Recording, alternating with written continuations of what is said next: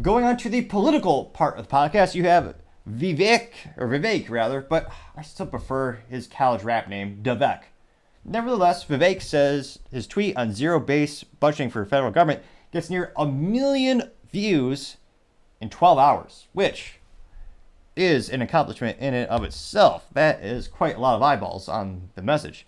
Now, specifically, he said, quote, starting in 2025, we will apply a zero-based budgeting to the entire federal government from scratch in each department and ask what, if any, spending is required, rather than using last year's budget as the default starting point. That's how any good CEO would handle this mess. Our nation's debt is $33 trillion, and we need a true outsider to fix it. The real problem is that both parties know no way to budget other than to continue spending on everything without real review of what works, unquote. Which, yes, I think that is a very accurate statement. And in terms of my experience owning an IT company and having some interactions with the public sector, not to sound pejorative, but that is a fact in terms of their budgets are always based off last year, and they are incentivized to spend. The cliche saying is spend it or lose it. And I know I'm just butchering that cliche, or that saying, use it or lose it, is more accurately put. But it is true, because they will tell you, here's our budget from last year. We have this amount of dollars left. If we don't use it, we lose it for next year. So the incentive is there. It's something you see all the time. And I think most of these departments, when's the last time the government passed an audit of themselves? Yeah, exactly. No, not so much. Although if we get audited and we owe the government $1, not only you're punished severely unless you're Hunter Biden, but the rest of us who are just real civilians, we actually have to pay interest on that money that we owe the government, as opposed to when the government actually owes us money, they just give us cash. They don't give us the interest. Yet another example of the discrepancy of who gets the shorter end of the stick.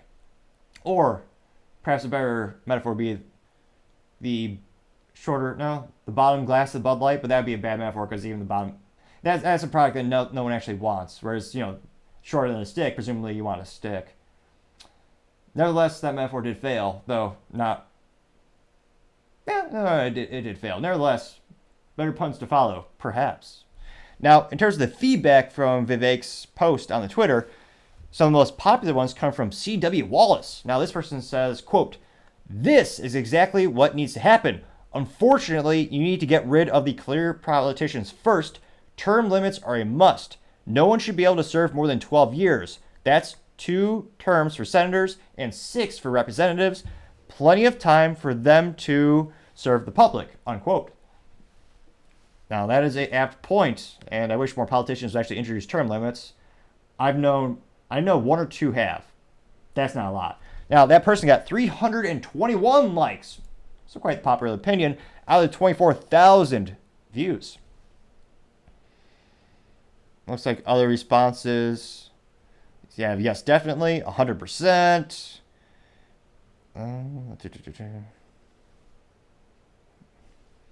Oh, okay, we got some critique. Somebody named Wayne Vaughn, who has lasers for eyes, which it's a good upgrade. Superman would approve. Now, this person says, quote, how can we create incentives for government agencies to operate efficiently and reduce cost? Zero-based budgeting can be gamed. Agencies can simply pad their estimates. The goals and objectives of the government programs are often intentionally broad and difficult to measure. Now, this person did get 17 likes out of 7,616 views, which does bring a good point. You can definitely pad the numbers and overestimate what you need, but I would also argue, in terms of my 3 cents, it used to be 2 cents, but 40-year hyperinflation, gotta do 3 cents. Should charge 4, but I'm a generous man, just 3 cents for my opinion.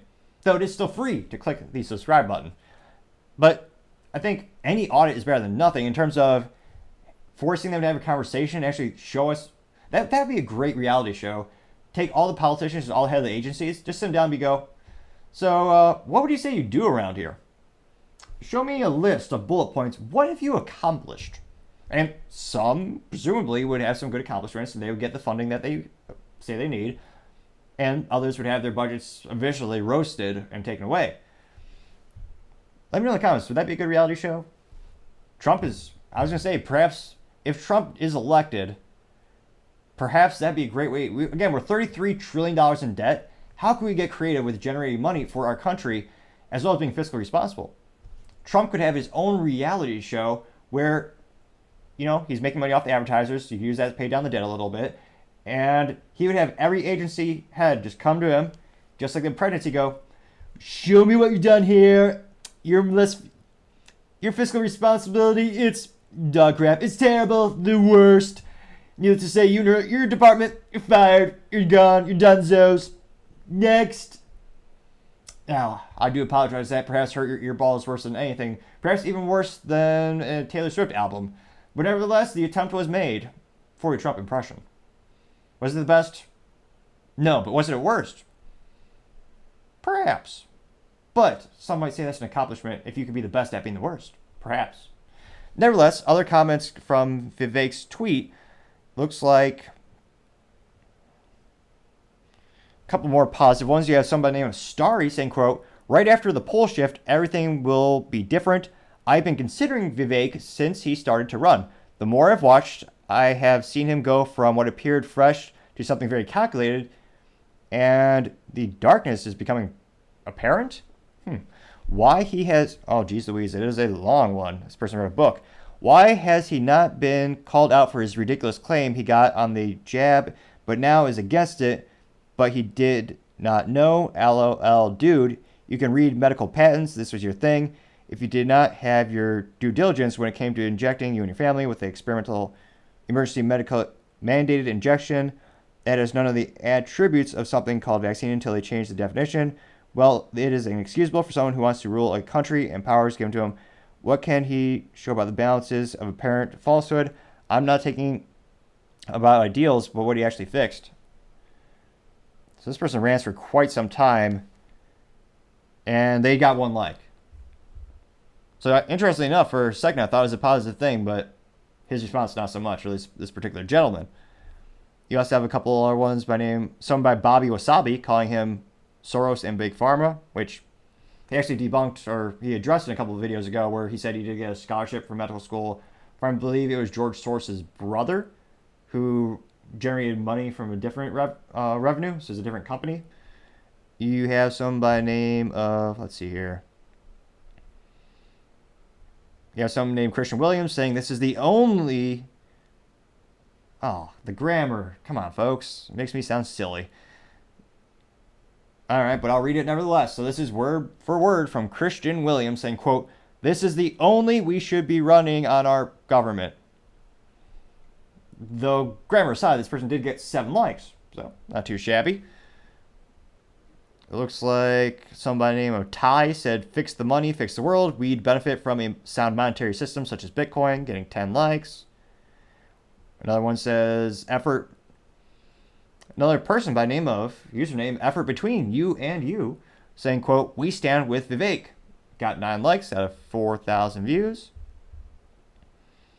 Another one by the name of Fulham saying, quote, why this isn't already done is beyond me. Love it, unquote. And they got 11 likes. So you do have a couple pejorative responses, but it looks like overwhelming are supportive of this idea. Now, of course, the real question is, how much does social media translate into the actual polls and people actually going out and voting? That's going to be the interesting phenomenon we'll see. Anecdotally speaking, in terms of who's doing best from social media regards, Vivek is certainly doing better than the competition. And let me know in the comments, do you think this would be a good idea in terms of maybe balancing the federal budget?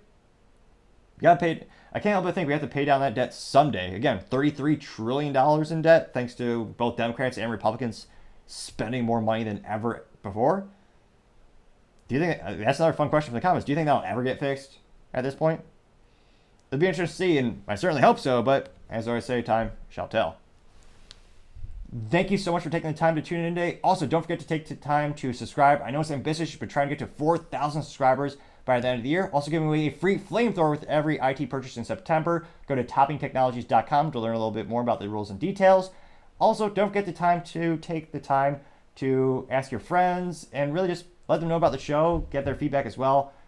What I'm trying to say is, don't forget to take the time to tell your family, tell your friends, tell your coworkers, heck, tell Tell your enemies, tell anyone and everyone. Just stay safe, fight the good fight.